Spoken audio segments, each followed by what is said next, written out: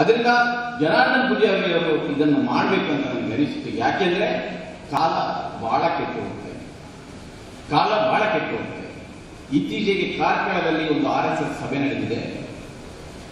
ನನಗೆ ಇಂಟೆಲಿಜೆನ್ಸ್ ನೋಡಿದ್ದು ಸಭೆ ನಡೆದಿದೆ. ಆ ಸಭೆಯಲ್ಲಿ ಮಟ್ಟವನ್ನು ಮಟ್ಟ ಹಾಕಬೇಕು ಎನ್ನುವ ಕೂಗಿ ಇಟ್ಟಿದೆ. ಆ ಸಭೆಯಲ್ಲಿ ಕಲ್ಲಡ್ಕದ ಭಟ್ರು ಕೂಡ ಇತ್ತು. ಅದರಿಂದ ಗೌರಿ ಲಂಕೇಶಿಗೆ ಬಿದ್ದ ಗುಂಡು ನಾಳೆ ನನಗೂ ಬೀಳುವುದು, ನಿಮಗೂ ಬೀಳುವುದು.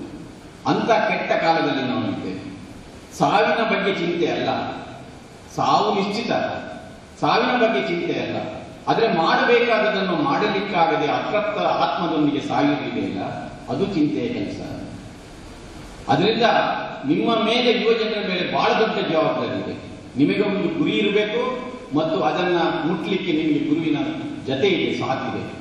ಅದರಿಂದ ಸ್ವಾಮಿ ವಿವೇಕಾನಂದರ ಕೊನೆಯಲ್ಲಿ ಹೇಳಿದಾಗೆ ಏಳಿ ಎತ್ತೇಳಿ ಗುರಿ ಮುಟ್ಟುವವರೆಗೆ ವಿರಮಿಸಲಿ. ಅದಕ್ಕೆ ನಾರಾಯಣಗುರ ಚಿಂತನೆಗಳು ಪ್ರೇರಣೆಯಾಗಲಿ.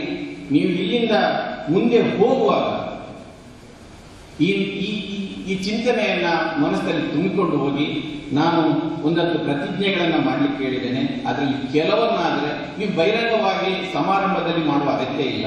ನಿಮ್ಮ ಮನಸ್ಸಿನೊಳಗಡೆ ಅಷ್ಟು ಮಾಡಿದ್ರೆ ಬಹುಶಃ ನಾವು ಯಾವ ಕಾರಣಕ್ಕಾಗಿ ಇಲ್ಲಿ ಸೇರಿದ್ದೇವೆ ಆ ಉದ್ದೇಶದ ಸಾಧನೆ ಆಗುತ್ತೆ ಮತ್ತು ಕನಿಷ್ಠ ಆ ಉದ್ದೇಶದ ಸಾಧನೆಯ ಹಾದಿಯಲ್ಲಿ ಮುನ್ನಡೆಯಲಿಕ್ಕೆ ಸಾಧ್ಯ ಆಗುತ್ತೆ ಅಂತ ಹೇಳಿ ನನ್ನನ್ನು ಇಲ್ಲಿ ಕರೆಸಿ